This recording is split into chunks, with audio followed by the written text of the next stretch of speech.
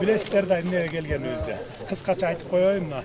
Mektep, FAP, janagıday sotsialдык объектилерди курганы, kapsula salgаны geldik. Anam bunun maksatı mektep salıp, çoңураак mektep salıp, anam dagы bir şu жерге bir 300-400 tütün üy salabыз жаздан баштап. Улуу Памирдеги, Кичи Памирдеги Аугандагы кыргыздарды алып келип жайгаштырабыз. Антпесек алар жоголуп кетүү коркунучуна барататында. Көрүп атабыз, билип атабыз баарын. Gördüңүздөр, жашоолор абдан кыйын акыбалдары. Мына максатыбыз ушул. Оғандағы Улуу Памирдеги хар болып, зар болып, еліне, жеріне жетпей, боздап, сыздап, илеп жатқан елдердің аванını түшініп, мына ушундай несені баштап, ошолго кам көрүп жатканыңыздарға біз да катуу ыраазыбыз.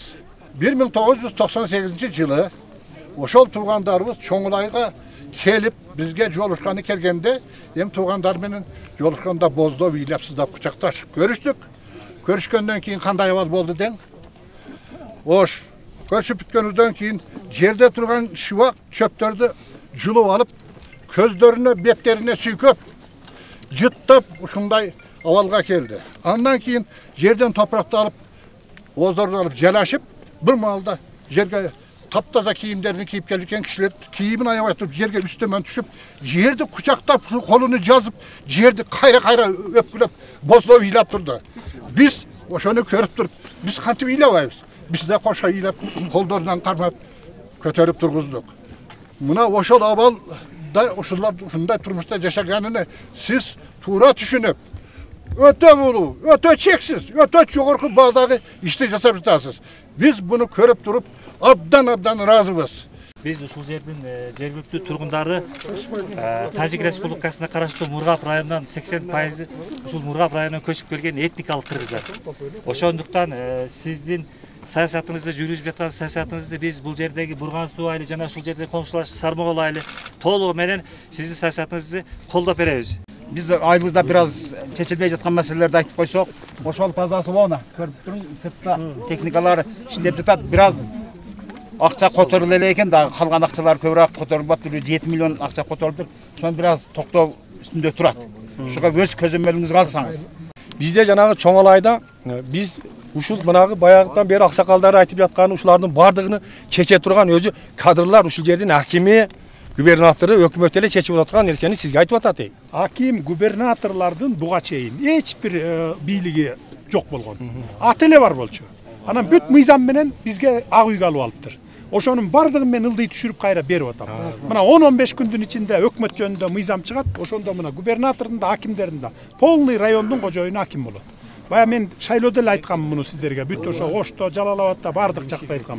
Ошондо мен айткамын акимдерге берем. Не сизге Гүлчөдө Алай районунун тургуну Сармоголдон. Жолукканыңызда, жолуккалы келгениңизде ошондой бир кайрылуу кат бердим эде. Экинчи жолу мына Тал суу айыл өкмөтүгө келгениңизде март айында мында да бир колуңузга бердим эде катты. Шул биздин көйгөйүбүз, башка эч кандай көйгөй, жер маселеси.